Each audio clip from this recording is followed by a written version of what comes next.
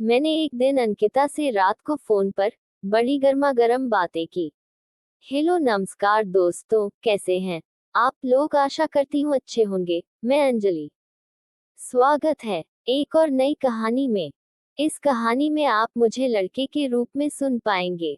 मैं अपने ऑफिस जाने के लिए अपने दोस्त का इंतजार कर रहा था।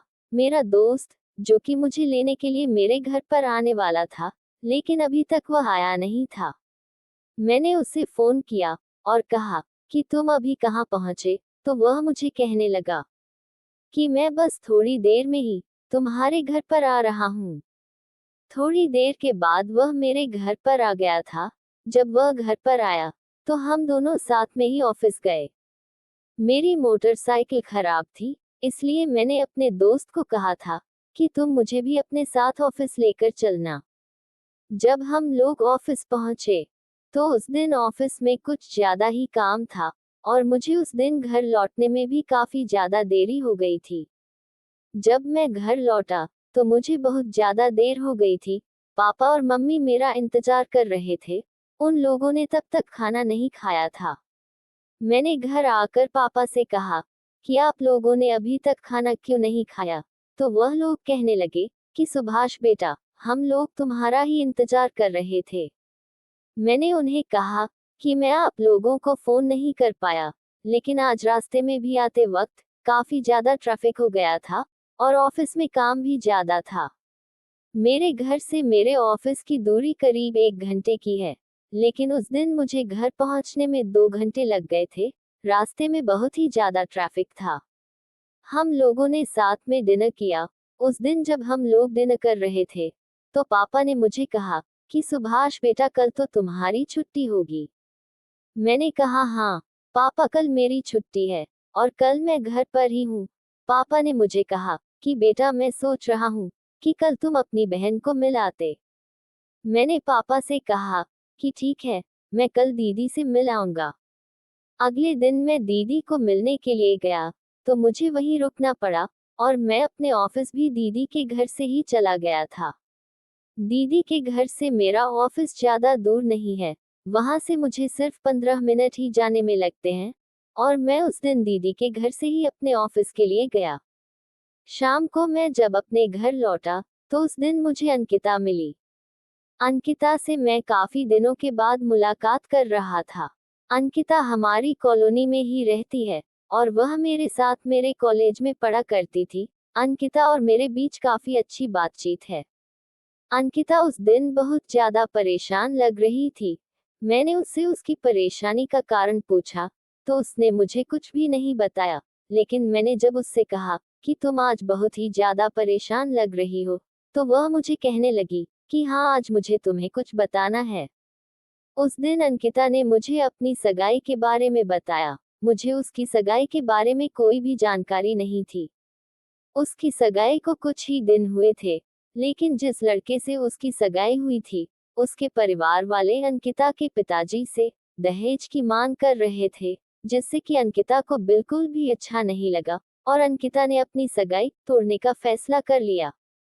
एक दिन बाद अंकिता ने अपनी सगाई तोड़ दी थी, जिसकी वजह से उसके रिश्तेदारों के बीच में उनके परिवार की काफी बदनामी हुई थी।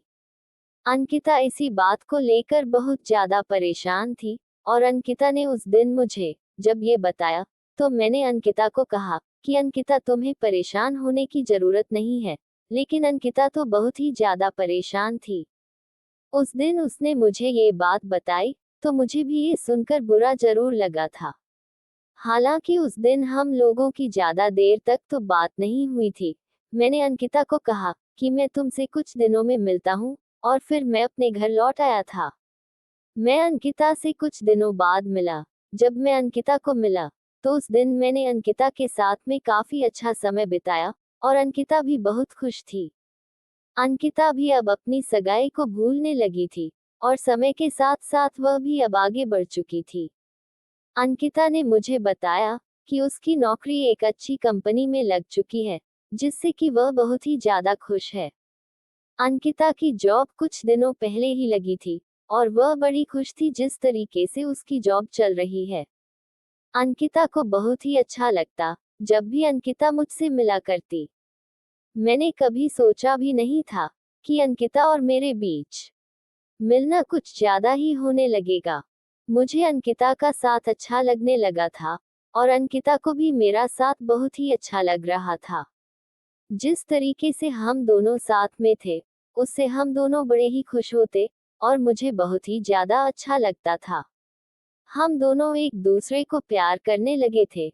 मैंने कभी सोचा भी नहीं था कि मैं प्यार कर बैठूंगा और हम दोनों का रिलेशन चलने लगेगा। हम दोनों एक दूसरे को बहुत ही अच्छे से समझते हैं और जिस तरीके से हम दोनों एक दूसरे के साथ होते, तो हम दोनों को ही बड़ा अच्छा लगता है। मुझे बहुत ज्यादा अच्छा लगता था जब भी हम एक दूसरे के साथ समय बिताया करते हैं और एक दूसरे के साथ जब भी हम लोग होते, तो हम दोनों बड़े ही खुश होते थे। अंकिता और मैं एक दूसरे को बहुत ज्यादा प्यार करने लगे थे, इसलिए हम दोनों एक दूसरे के बहुत ही ज्यादा करीब आ चुके थे और मैं चाहता था अंकिता के साथ मैं शारीरिक सुख के मजे लूं। मैंने एक दिन अंकिता से रात को फोन पर बड़ी गर्मा गर्म बातें की।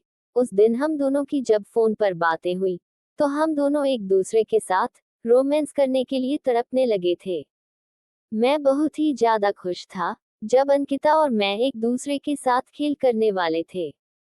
मैं अंकिता के घर पर गया था क्योंकि उसके घर पर कोई भी नहीं था, इसलिए हम दोनों एक दूसरे के साथ मजे करना चाहते थे। जब मैं और अंकिता एक दूसरे के साथ में थे, तो मैंने अंकिता को प्यार करना शुरू कर दिया। उसकी गुलाबी होठों को चूमकर मैं बड़ा खुश था। उधर अंकिता से अब रहा नहीं जा रहा था, बस अब वो सुरंग खुदवाने के लिए तैयार थी। फिर मैंने अपना बैट निकला और खेल स्टार्ट कर दिया। खेल बिल्कुल मस्त चल रहा था। अंकिता के साथ खेल में मजा भी आ रहा था, क्योंकि उसकी केंद्र सरकार बहुत सख्त थी, तो और भी मजे आ रहे थे। ज्यादा समय हो गया था, तो अंकिता खेल खेलते खेलते परेशान हो गई थी, लेकिन मैं आउट नहीं हो रहा था। तभी अंकिता बोली, थोड़ा रुको, फिर गेम को स्टार्ट करना। तुम तो बहुत खूंखार खिलाड़ी हो, आउट होने का नाम नहीं ले रहे हो। उसकी इन बातों को सुनकर मैं हंसने लगा और खेल को वहीं पर रोक दिया और बैठ के बातें करने लगे। अचानक अंकिता के पापा जी घर पर आ गए और मैं अंकिता के घर से चला आया। उसके बाद ऐसा मौका ही नहीं मिला। लेकिन कुछ दिनों के बाद हमारी अंकिता से शादी हो गई और हम दोनों ने उस दिन के अधूरे खेल को शादी के बाद पूरा किया। तो दोस्तों, इस कहानी का अंत यहीं पर होता है। मिलते हैं एक और नई कहानी, नई वीडियो के साथ। तब तक के लिए नमस्कार। जिन लोगों ने हमारे चैनल को सब्सक्राइब नहीं किया है, सब्सक्राइब जरूर कर ले। धन्यवाद।